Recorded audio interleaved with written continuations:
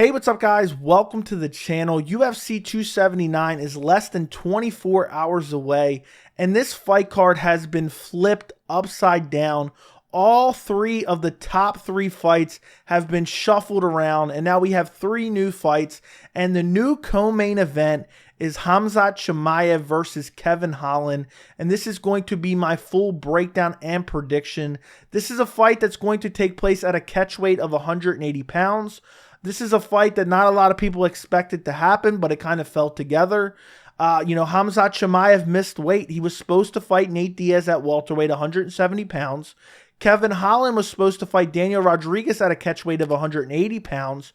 So because Kevin Holland was coming in on short notice and Daniel Rodriguez as well, so the UFC gave him a catchweight fight.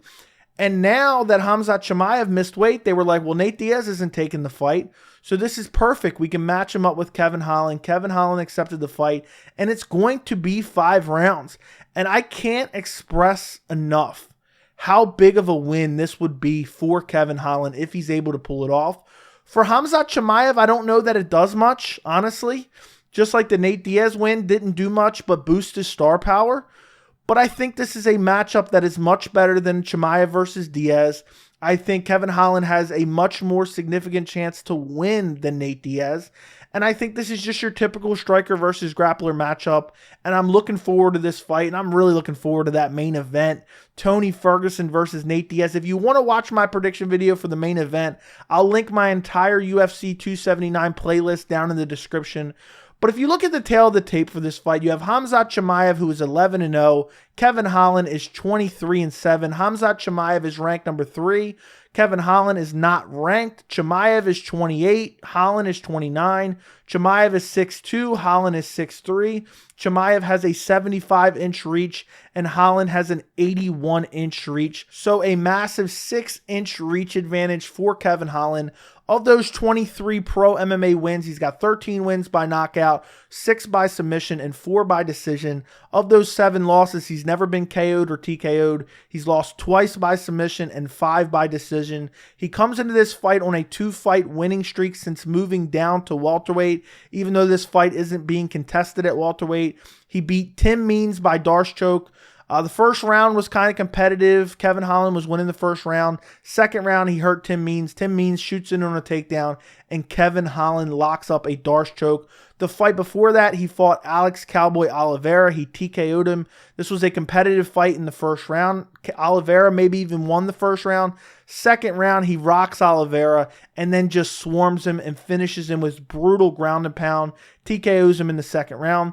The fight before that was his last fight at middleweight against Kyle Dawkins, and this fight really didn't get to play out. There was a clash of heads where Kevin Holland was flash KO'd and then eventually goes on to get submitted, but the referee stopped the fight because of the submission, but then realized the head clash and then ended up calling it a no contest.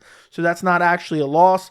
And the fight before that, he lost to Marvin Vettori, but he stepped in against Marvin Vettori on very short notice, and he got out-grappled by Marvin Vettori, but he's one of the best middleweights in the world. Just got out-grappled for all 5 rounds and lost via decision. The fight before that, he fought Derek Brunson, and he got out-grappled for all 5 rounds in that fight as well. Those fights were back-to-back. The Brunson fight was March 20th, and the Marvin Vettori fight was April 10th. So not even a month in between those 2 matchups.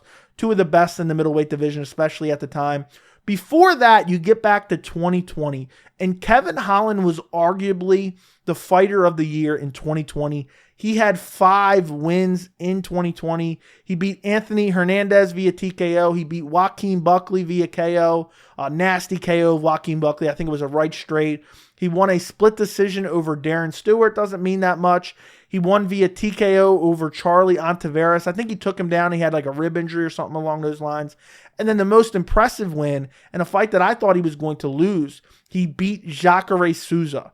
And I know Jacare was kind of on the decline at the time, but what a brutal finish for Kevin Holland in that fight. I could not believe it. Jacare got him down. Kevin Holland hurts him off his back and then kind of gets to a standing position after hurting him and finishes Jacare in like a kneeled position up against the cage. It was a brutal KO and the best win of Kevin Holland's career. And then Before that, you start getting back to, he lost to Brendan Allen. You start getting back to 2019. I don't really think a lot of these fights are super relevant. But now he's in the welterweight division after losing to Brunson Vittori, having the no contest against Dawkins. And he was always kind of undersized for the middleweight division. So I think it was a smart move to move down to welterweight. And he had 2 wins, against Oliveira and Means, which I already talked about. You look at Khamzat Chimaev, he is 11-0. He's been fighting in MMA, pro MMA, since 2018. Not a lot of experience. Of those 11 wins, 6 by knockout, 4 by submission, and 1 by decision. So only one of his fights has ever gone to decision, and that was his last fight at UFC 273 against Gilbert Burns. And what an amazing fight this was. One of the best fights of the year. If you haven't seen it, go back and check it out. And in this fight, Khamzat Chimaev won the first round. He hurt Burns badly, almost finished him. And, he followed Gilbert Burns to the ground, beat him up on the ground a little bit. Gilbert was able to survive, fight back, land some good shots of his own. Khamzat clearly won the first round. The second round, Gilbert Burns landed some good shots, even hurt Khamzat Chimaev badly. Almost soccer kicked his head off illegally, but he missed. Khamzat Chimaev got beat up in the second round, but then he came back in the third round and won the third round. And I know some people say this was a controversial decision. I thought Chimaev clearly took rounds 1 and 3. 2 was clearly Burns, but I don't really see, it was very close. That third round was very close, but I don't think it was close enough that you say, oh, Burns should have took the third round. Chimaev was landing far better shots. And people say that Chimaev got exposed in that fight. I do not believe that Chimaev got exposed in that fight. He proved to me that he could compete with the highest level in the welterweight division. Gilbert Burns is one of the best 170 pounders in the world, and Chimaev went out there and he showcased a lot in that fight because he was able to take Gilbert Burns down. I know Gilbert Burns worked his way back to his feet, but he was able to take him down, and Chimaev didn't seem like he was really pressed on holding him down. And then also Gilbert Burns shot in on a couple takedowns, and Khamzat Chimaev stuffed them with ease. I mean, Gilbert Burns really had some good shots, and Chimaev just shut it down like it was nothing. He's so big. He's so strong. He proved it against Gilbert Burns. And also, the striking was the big question mark. Gilbert Burns is a very good striker, and Chimaev showed that he is a very good striker as well against good competition, because before that, he beat Li Jingliang at UFC 267. This was a solid win. Li Jingliang is a very good fighter. Not the elite of the elite, but a very solid fighter. And in this fight, he made it look easy. Went out there, took Li Jingliang down, and eventually gets the rear naked choke. Chokes him out cold in the first round. The fight before that, he slept Gerald Meerschaert with a right hand 17 seconds into the first round. And, this was a brutal finish, and it's aged well. Gerald Meerschaert has reeled off some wins since then. Before that, he TKO'd Reese McKee. Before that, he submitted John Phillips. Not the greatest of competition, no longer in the UFC, and that's why there was kind of a question mark about Khamzat Chimaev for a while, because he was going out there and wrecking guys, but he wasn't fighting the elite of the elite, and people were giving him so much hype saying he was going to be a 3-division champion, and he only beat Reese McKee. But now we've seen him, against Li Jingliang, against Gilbert Burns. We kind of know where he's at, and he's looked very good in his last 2 fights. Very, very good. And now he's fighting Kevin Holland. He was training for Nate Diaz. This was a layup fight, in my opinion. Nate Diaz was a lamb being led to the slaughter. And now, instead of getting that lamb, he's getting Kevin Holland. I believe that Kevin Holland is a slightly tougher test for Khamzat Chimaev than Nate Diaz, but honestly, it hasn't changed my prediction all that much. My official prediction is going to be Khamzat Chimaev via first round rear naked choke at 3 minutes and 26 seconds into the first round. I just think the grappling is going to be the difference for Khamzat Chimaev. When you look at him skill for skill, Kevin Holland probably has the edge in the striking. He's very long, lanky. He has a 6-inch reach advantage. He's very, powerful as well, even though he doesn't look like he would be. He has good knockout power, but I don't think it's going to be contested on the feet. I think Khamzat Chimaev will come out. He will immediately shoot in on a takedown 15, 20 seconds into the first round. He will take Kevin Holland down with ease, and then he will control him. He will soften him up with ground and pound. He will advance his position. He will eventually get the back of Kevin Holland, flatten him out, soften him up some more. As Kevin Holland's frantically trying to get out of this bad position, I think he's going to give up his neck, and Khamzat Chimaev is going to snatch it up.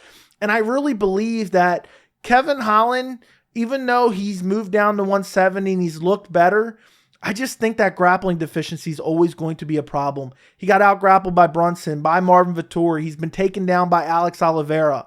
If he's being taken down by Alex Cowboy Oliveira, what do you think Khamzat Chimaev is going to be able to do to him?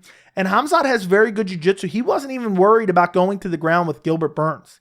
So I just think, the jiu-jitsu, the strength, the size, I think Khamzat Chimaev is a much bigger fighter than Kevin Holland. I think he'll be able to control him on the ground. I think Kevin Holland's going to talk a lot while he's getting softened up right before he gets choked out. But I just don't see how Kevin Holland can stuff the takedowns of Khamzat Chimaev. He will get him with ease. If it's contested on the feet, but I don't think it will, Kevin Holland maybe can knock out Khamzat Chimaev, but I don't think that's going to happen. Khamzat Chimaev has a very good chin, and it is a 5-round fight, and you wonder about the weight miss. What is Khamzat Chimaev's cardio going to look like?